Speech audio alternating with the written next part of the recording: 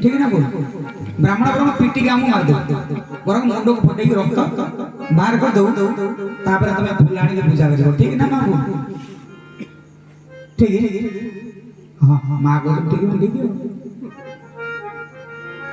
ता आउट के आगे पूजा पुनः से लिखिले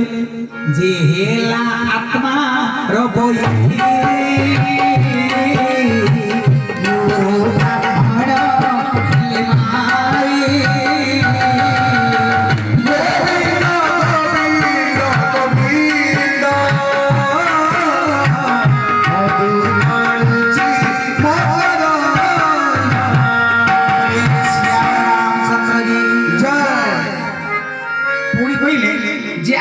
आत्मा को जे दुख देला आत्मा को जे मारिला आत्मा को जे पंदी से गुरु होंतो के ब्राह्मण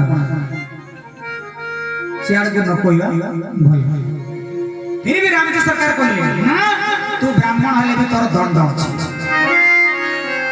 गोटिए तो पे सहज बाटे